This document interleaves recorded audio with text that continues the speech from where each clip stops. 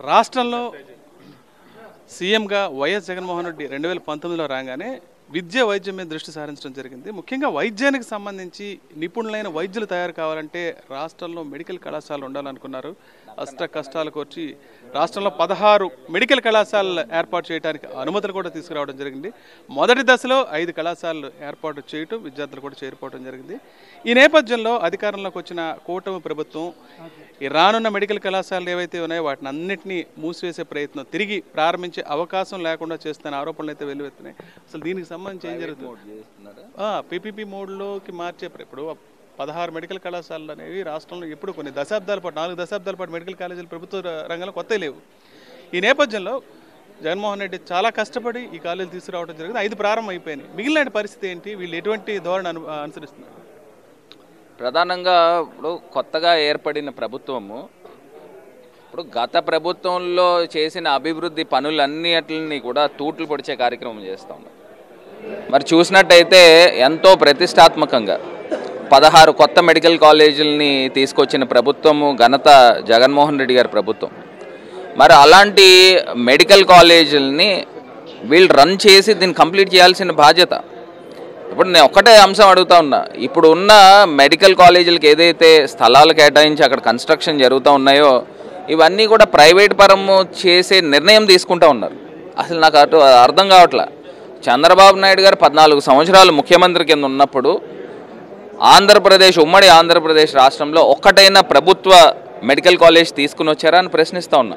ఇప్పుడు సేమ్ ఆయనకున్న అలవాటు ధోరణే మళ్ళీ ఇవాళ కూడా కనబడుతూ ఉంది. మళ్ళీ సేమ్ ఇప్పుడు ఉన్న మెడికల్ కాలేజీలు అన్నిటిని కూడా ప్రైవేట్ పరం చేయడము ఎంతవరకు సబబు అని అడుగుతా ఉన్నా.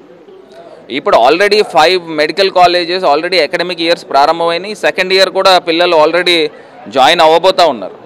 మరి ఇలాంటి ప్రస్తుత తరుణంలో ఇంకా ప్రభుత్వ రంగ మెడికల్ కాలేజీ నిలబెట్టాల్సిన అవసరం ఉంది. ఎందుచేతనంటే మనం కోవిడ్ మహమ్మారిని చూసాం, పాండమిక్.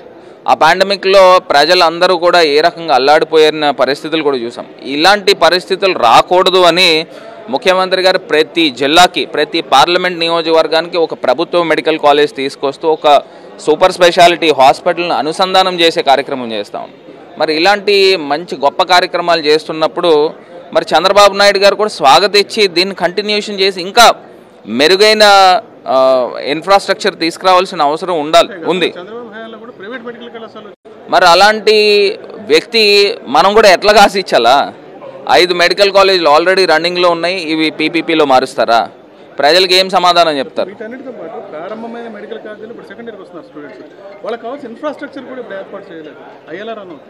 అదే అంటున్నా. ఇప్పుడు ఖచ్చితంగా ఇది ప్రజల దృష్టికి తీసుకెళ్తున్నాం, ప్రజలు ముందు పెడతా ఉన్నాము. ఖచ్చితంగా ప్రజల దగ్గర నుంచి ఈ రకమైన డిమాండ్స్ రావాల్సిన అవసరం ఉంది. ఒక ప్రధాన ప్రతిపక్షంగా ఖచ్చితంగా మేము లేవనెత్తాల్సిన అంశాలు లేవనెత్తుతాము, అవసరమైతే ప్రజా పోరాటం చేస్తాము. ఇప్పుడున్న ప్రభుత్వం కూడా ఇమీడియట్గా స్పందించి దీన్ని గవర్నమెంట్ మెడికల్ కాలేజెస్ని కంటిన్యూ చేసి ఇంకా దీనికి నిధులు తీసుకుని వచ్చి, ఇప్పుడు మీరు కేంద్రంలో భాగస్వాముల కింద ఉన్నారు. గతంలో 3 మెడికల్ కాలేజీలకి గవర్నమెంట్ ఆఫ్ ఇండియా ఫండ్ చేస్తుంది. మీరు 16 మిగతా మెడికల్ కాలేజీని కూడా గవర్నమెంట్ ఫండ్ చేసే విధంగా, గవర్నమెంట్ ఆఫ్ ఇండియా ఫండ్ చేసే విధంగా చర్యలు తీసుకోండి. మీరు ఎన్డీఏలో ప్రభుత్వంలో ఉండి ఈ కార్యక్రమం కూడా చేయకపోతే ప్రజలు కూడా ఎవరు కూడా యాక్సెప్ట్ చేయరనే సందర్భాన్ని గుర్తు చేస్తున్నారు. నూతనంగా అభివృద్ధి కార్యక్రమాలు చేపట్టకపోయినా పర్వాలేదు, కానీ ప్రస్తుతం ఏవైతే కొనసాగుతున్నాయో మెడికల్ కాలేజ్ గత సీఎం వైఎస్ జగన్మోహన్ రెడ్డి ప్రవేశపెట్టారో వాటిని ఖచ్చితంగా కొనసాగించాలని, అదేవిధంగా సమాజానికి పనికొచ్చే విధంగా ఉన్న నూతన మెడికల్ కాలేజీల నిర్మాణాన్ని కూడా కొనసాగించాలని, లేదంటే ప్రజా పోరాటానికి సిద్ధమవుతామని మాజీ ఎంపీ భరత్ చెప్తున్నారు. రాజమండ్రి నుంచి విజయపతిగా హరీష్ ఫర్ సాక్షి న్యూస్.